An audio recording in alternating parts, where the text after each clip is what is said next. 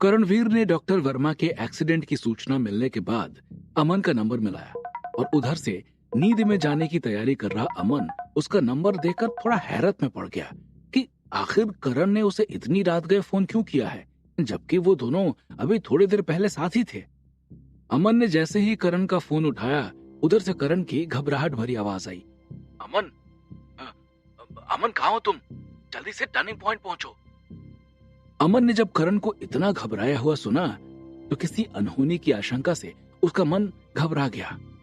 उसने हड़बड़ाहट के साथ करण से सवाल किया, क्या हुआ?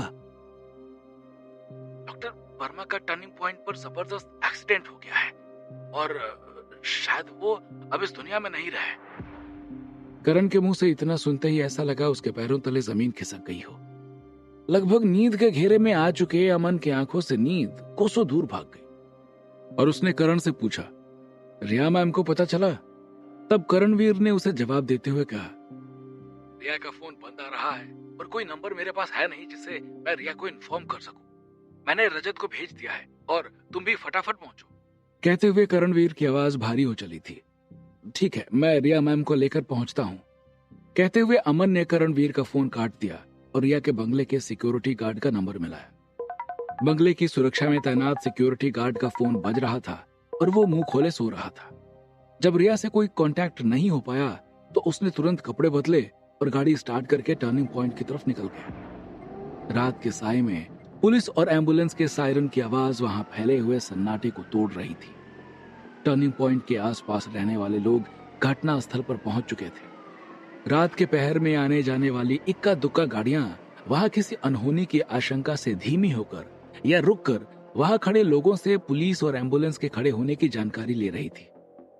रजत ने पुलिस वालों को सब कुछ बता दिया था और डॉक्टर वर्मा और माइंट्री कंपनी से मामला जुड़ा होने के कारण पुलिस बहुत ही ज्यादा तत्परता दिखा रही थी। रात के अंधेरे में सर्च अभियान चलाना थोड़ा मुश्किल लग रहा था, लेकिन हॉस्पिटल के कर्मचारी और पुलिस वाले अपनी जान जोखिम में डालकर नीचे जाकर डॉक्टर वर्मा की गाड़ी ढूंढ रहे थे।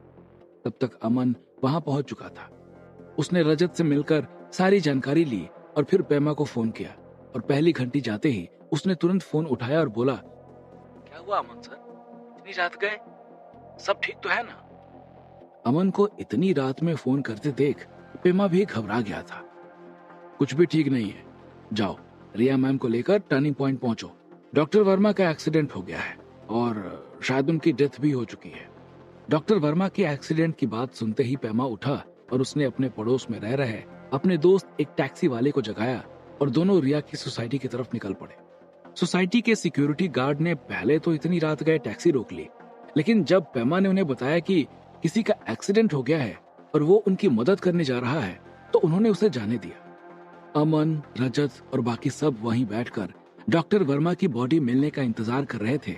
इतनी देर में करणवीर की कार भी आकर वहीं रुकी और वो अमन और रजत से सारी जानकारी लेने लगा। उन्होंने उसे बताया कि नीचे पुलिस और हॉस्पिटल वालों की एक टोली डॉक्टर वर्मा और उस दूसरी कार को ढूंढने गई है। नीचे तलाशी अभियान में गए पुलिस वालों को डॉक्टर वर्मा की कार मिल चुकी थी। कार की बाहर से हालत देखकर ऐसा लग रहा था कि अंदर तो डॉक्टर वर्मा की लाश छोड़ो, उसके टुकड़े भी नहीं मिलेंगे। उन्होंने जब टॉर्च की रोशनी से अंदर झांका तो उनकी आशंका एकदम सही साबित हुई। अंदर डॉक्टर वर्मा की ना तो लाश थी और ना ही उसके टुकड़े। उन्होंने तुरंत वॉकी टॉकी से अपने सीनियर को सूचना दी कि डॉक्टर वर्मा की कार मिल चुकी है, लेकिन इसमें वो मौजूद नहीं है। और उसकी बात अमन, रजत और करणवीर को भी सुनाई दी, जिसे सुनकर उनके मन में थोड़ी सी आशा जगी कि शायद डॉक्टर वर्मा कार से छिटककर कहीं अलग गिर गए हों और सुरक्षित हों। थोड़ा और आगे बढ़ने पर उन्हें वो दूसरी एसयूवी भी दिखाई दी जो अधजली हालत में थी। वहां के आसपास कई सारे शव बिखरे हुए थे। कुछ तो इतना बुरी तरह खून से लथपथ थे कि पहचान में ही नहीं आ रहे थे। अपने साथ स्ट्रेचर लेकर गए हॉस्पिटल वालों ने एक एक शवों को बाहर निकालना शुरू कर दिया और डॉक्टर वर्मा को ढूंढने के लिए उसके पास तलाशी अभियान और जोरों से चालू कर दिया। पेमा जब बंगले के बाहर पहुंचा तो देखा कि सिक्योरिटी गार्ड कुर्सी पर मुंह खोले पड़ा हुआ था। उसने एक पत्ता उठाया और जाकर उसके मुंह में घुसेड़ दिया, जिससे वो बहुत तेज चौंक कर उठा और सामने दो अजनबी लोगों को खड़ा देखकर उसने तुरंत सवाल किया, कौन हो तुम लोग? और तुम्हें सोसाइटी के अंदर किसने आने दिया? उसको इस तरह से सवाल करता देख पेमा का मूड उखड़ गया और वो गुस्से के साथ उसे देखते हुए बोला, अगर तुम रजिस्टर देख लेते तो वहां पता चल जाता कि मैं कौन हूँ। अंदर फोन करो और बोलो कि रिया मैडम से बात कराएं, मैं उनको लेने आया हूँ। पेमा के इतना कहने के बाद उसने जब रजिस्टर देखा तो वहां कॉलम में पेमा का नाम बतौर ड्राइवर दर्ज था और वहां पर उसकी फोटो भी लगी हुई थी। पेमा के जानकारी पाने के बाद वो घबरा गया और घबराते हुए बोला, मैं दिन में ड्यूटी में नहीं था इसलिए मुझे पता नहीं चला। प्लीज मैम से मेरी शिकायत मत करना। उसकी आवाज में एक डर साफ दिखाई दे रहा था। नहीं करूंगा, जल्दी फोन करो। पेमा के कहने पर उसने अंदर फोन किया और फोन उठने पर वो बोला, जाकर रिया मैडम से बात कराओ, बोलना उनका ड्राइवर आया हुआ है। फोन उठाने वाला आदमी फोन लेकर रिया के कमरे में गया और बाहर से आवाज दी। रिया की नींद अभी कच्ची ही थी तो 2-3 आवाज के बाद तुरंत प्रतिक्रिया देते हुए उसने कहा, क्या हुआ, इतनी रात को दरवाजा पीट रहे हो? इस पर फोन ले जाने वाले ने जवाब दिया, मैडम पेमा आया है नीचे और अब से बात करना चाहता है। रिया ने सोचा कि आखिर पेमा इतनी रात गए क्यों आया है और फिर उसे बात करना था तो मेरे नंबर पर फोन कर लेता, इसके लिए सिक्योरिटी से फोन कराने की क्या जरूरत थी।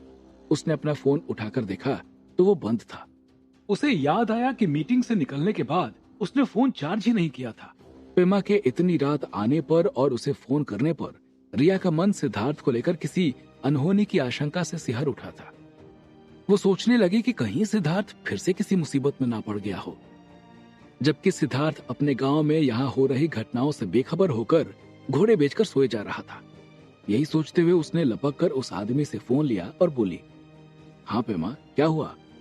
उसके बाद पेमा ने जब उसे डॉक्टर वर्मा के बारे में बताया तो ऐसा लगा कि जैसे उसके सिर पर बिजली टूट गई हो।